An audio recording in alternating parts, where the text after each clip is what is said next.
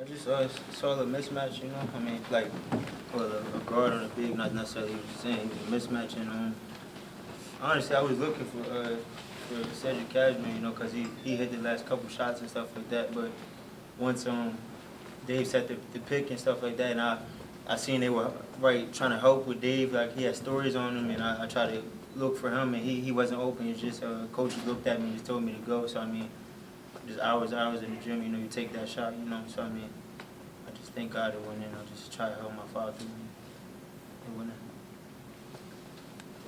in. AJ, you started off the game hot with 11 points in the first 8 minutes, and with this electric crowd, how are you able to channel them out and just score?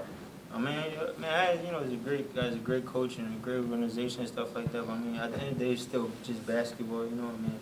So whether you're at home at the park, I'm at home at the park playing, or at Manhattan, it don't really make no difference with me, you know, like, no shots in Manhattan, but I'm just like, really, I mean, I love this game, you know, stuff like that, a lot of intensity. It feels like a high major game, you know, like when we go and like play Kansas or like Arkansas and stuff like that with the crowd, and they have a great crowd and stuff like that. So I mean, really just I try to come out and try to set the tone, you know, early in the game. Coach really came to me and was like, you really try to set the tone for the guys, for the new guys that haven't been here, haven't seen this, you know, this intensity on this level, like, and stuff like that. So I mean, I know I make a couple shots and stuff like that, try to talk, you know, a little trash for us, like, you know, it's just show them that we're here and stuff like that. I knew everybody else was gonna follow through. AJ, this game, to win the game like you did, does it hold any special meaning for you, considering the last time you played them was, you know, last March? And I mean, like, winning any game, you know, of course, is a special meaning for me. You know, like, I feel like it wasn't no difference really from, like, I made the free throws at Niagara, you know, early in the season and stuff like that. And I mean, then the pass to St. Peter's, the Calgon, the basket, you know, like the sending overtime. I mean, it's just, of course, like, not downplaying this great rivalry and stuff like that. But I mean, I feel like it's any shot, you know, like I said at the park before, if you want to win, you want to stay on the court, and it's like tied up, you know, game point, you try to hit the shot to stay on the court. So I mean, any shot, you know, to make it for me is just, you know, it's special. Cedric, this is your first one of these games, Manhattan game. Certainly seemed like you felt pretty comfortable out there. Talk about kind of your experience playing here with this kind of crowd. I just heard a lot about the game, but I mean, and nothing like a Manhattan crowd. I mean, this is my first one, so it was really exciting for me. But I wasn't really too nervous because my teammates told me to relax and just be aggressive and play my game. So I felt pretty comfortable up there. AJ, how did you think he did? Great.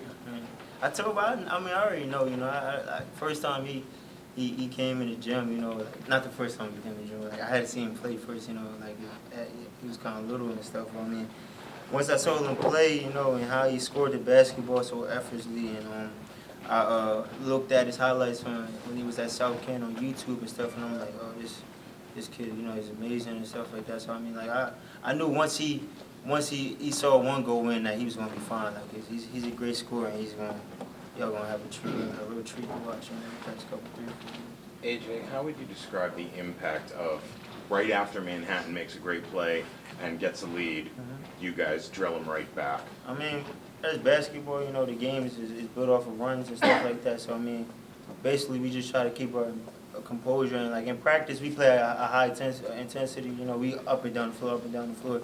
So, like, before you know it, like, a 10-point lead could turn to you've been down 10 and stuff like that. And, like I said, playing Manhattan, you know, it's a great team.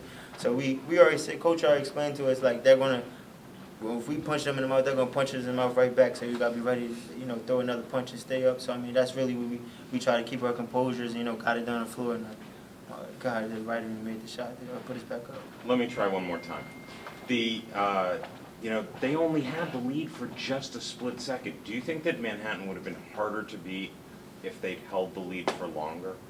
I mean, probably any basketball game, you know, is like, if you're down the whole game, it'll be harder, you know, because it's like you're trying to get over that hump the whole game. You can't look up at that scoreboard and see that you have the lead. So, I mean, like, man, like I said, Manhattan's a great team. So, like, being down to them, you know, like we saw in the tournament, like, in the second half, you know, like last year, we were down and we got the lead back, but it was like the whole game, it was like, I feel like they were controlling the pace of the game and stuff like that. And, like, that day, you know, it was a great team. No, just Was this a game that you circled on your calendar, being that they beat you all to get into the NCAA tournament? Was this a game that you were like looking down the road, saying, okay, we want to get them? So basically, you have like Manhattan College at Manhattan College. I mean, you have that game like in bold letters. I mean, not necessarily, you know. I mean, every MAC team is a great team, you know. In my opinion, you know, I have great coaches and stuff like that. I feel like it's an underrated conference, and like I know guys that play at bigger schools and bigger conferences, and they always say when they play a MAC team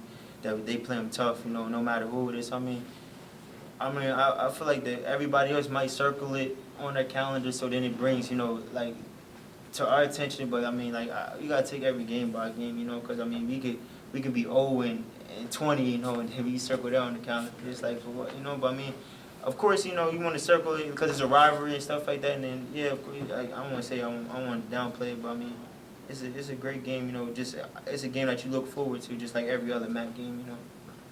AJ, that moment, you know, tie game, you know, half-minute left, huge crowd, the crowd's, you know, as loud as can be. What was that, put it into words, what that was like for you, that moment, to hit that shot, with that, all the atmosphere going on, national TV? I mean, honestly, I don't really get caught up in the moments like that. I'm from Delaware, it's a small state, so we don't really see this like every single day, you know. So we was like, I don't want to say this is like boring or anything, but it's just like, you know, I just work hard, you know. I try to do what Coach Clues tell me to do and stuff like that, and I put hours and hours in the gym. So I mean, if you're doing well and stuff like that, you have two great coaches on a coach, and then of course they're gonna bring that type of attention and stuff like that in the media and the crowd and stuff like that. So I mean, I'm just thankful I got to get to play for Coach Clues and get to play. AJ, what about the fact there are 18 NBA scouts here? Did you want to kind of show them what you can do? I mean, I don't worry about that. Like, to be honest, you know, like I said, being from a small state, we don't really have a lot of pros. I mean, thankful my dad, you know, got to make it. But I mean, like I really don't. Like I said, they're watching me play at the park or watching me play at Manhattan, Iona. It really doesn't make it doesn't matter to me. You know, I just try to win games at the end of the day. Like, going to the NBA and stuff. Winning is more important to me. Like making sure my guys, you know, get to try to win, contend for a national title and stuff. Cedric, I'm sure you talked about this already with the crowd, but there was one point where Manhattan was answering you guys right back, and then you'd come back with a big basket, and you looked like, you know, you had a stone expression on your face. You really weren't bothered at all. How did the crowd impact you today? Honestly, the crowd really, I mean, it was an exciting crowd. It lived up to the hype, but it didn't impact me because in practice we run so much, I don't even have time to even look at the crowd. So when the basket goes in, I'm already trying to sprint my lane, so I can't even look at what he's saying in the crowd, or so I'm just sprinting my lane already. Before you know it, I had the ball. I was shooting. Cedric, did you feel like, you know, Dave was really struggling tonight? And then obviously Kelvin was out for a long stretch the first half after he got the cut over his eye. Did you feel like you had to kind of step up and provide some assistance for AJ? My teammates always tell me to be aggressive, you know, whether Dave's scoring or not. You know, all of us try to do stuff, like when our shot's not going, we try to do stuff that doesn't show up on the stat sheet. I mean, it's great, you know, but we also pressure too, like, so, like, we go against him in practice and stuff like that, and, like, going back to what you say with Dave, you know, I mean, Dave is our best player, you know, and he's the best mismatch on the team, you know, one of the top bigs, not the top big in the country, in my opinion. So, I mean, really, they were doubling down with him and stuff like that, so we already knew, like, with his passing ability and stuff like that, he was going to get everybody else open, and just Dave walking into the gym, you know, is automatically going to draw attention to him, you know. So, I mean, I feel like we were not necessarily using him as a decoy, but we already knew, in my opinion, Dave had a great game, not necessarily as scoring-wise, but, you know, like, just him being on the floor and being, you know, handling the ball, like you don't see a 6'9", you know, 200 whatever pound guy just handling the ball like as much as he did. I'm just really proud of my team for their effort tonight. I think it was a great environment here at Manhattan. Both teams played their heart out, and it was a tightly contested game down to the wire, and it must have been a fun game to watch. Probably a lot more fun than it is to coach, but it's great to be a part of it.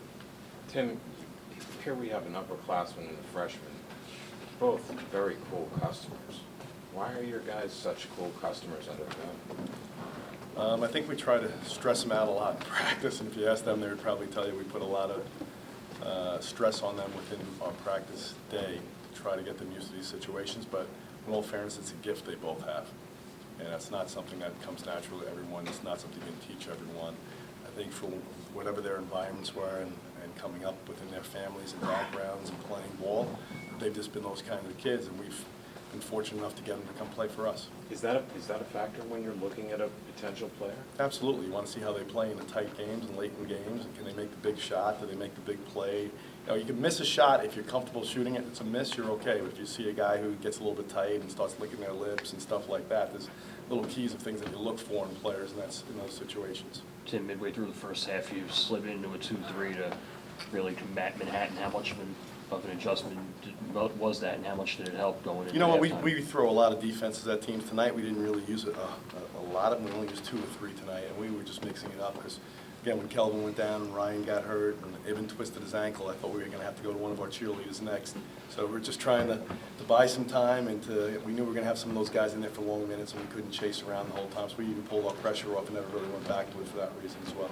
Coach, Manhattan, you know, you come into this game, you guys are best team in the division, and it never fails. I mean, this team always, you know, gets up.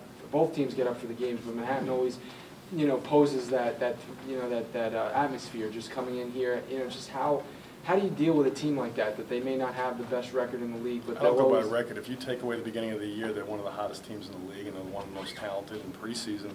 You know, they were picked at the top of the league or right by the top of the league. They have more talent than anybody in the league, and they're very, very good. They're very well coached. Great environment. You just have to be excited to play in these games, and our guys love it. It's a rivalry that's been going on for a long, long, long time, and God willing will go on for a long time longer when other people are sitting in our seats and other players will be here, and hopefully that same highly contested games will be going on that everyone's going to come out and want to watch. And really, if you enjoy basketball, how great was this tonight? How much confidence do you have in AJ taking that shot? As much confidence as I have in anyone. AJ's probably been our best player at making big-time shots since I've been at Iona. Schadrac obviously played well earlier this season. He's had some really big games, but this is different. You know, he's a freshman. He's It is coming in here different. and We were play. wondering how he would do tonight, in all fairness. He had played really well early, had a stretch where he struggled, has come back lately, and we're like, okay, let's see how he's going to react to this environment. Okay, is he going to be himself? And he was great. And so it's really, for us, I think now it's whether or not he makes shots or misses shots. Did he have a good game or not? Not whether he can handle the environment or not. And how about what he did with Dave, you know, struggling the way he did, and Calvin being out of the game? You guys really needed him tonight, maybe even more than normal. Big time. And you know what? He was in the position, guys got him the ball, and he made shots. He made a couple of moves that were kind of ridiculous that we see in practice, but to make those same moves in a game like this against the athletes and the size that he did that against, it's tremendous. What do you think of not just how much he scored, but like the manner in which he scored with those big baskets? Variety. You know, again, big, like, yeah, you said it before, I think. They'd hit a huge shot, and they'd either get back in the game or take the lead, and here comes Sed to answer it. It was like, as the crowd was starting to erupt, he quieted it again.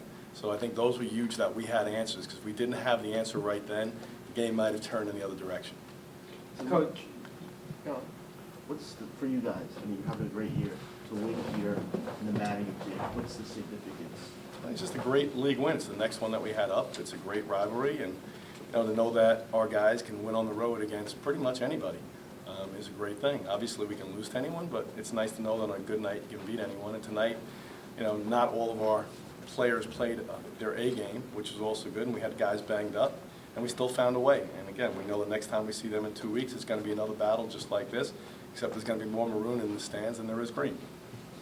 Coach, you locked up another 20-win season tonight. How important was it to do it in this atmosphere? It's great. It's great. It's a tribute to our guys. They've worked so hard all year, and when Isaiah went down, there was a lot of question marks and a lot of people, including ourselves and our players, and our guys have figured out how to compete without him, obviously with the hopes that we'll be getting him back shortly. And he was in a sneaker today, not a boot, for part of the day, so that was a good thing. And I'm just really proud of what our team has done to this point, and hopefully we have a lot more ahead of us. Coach.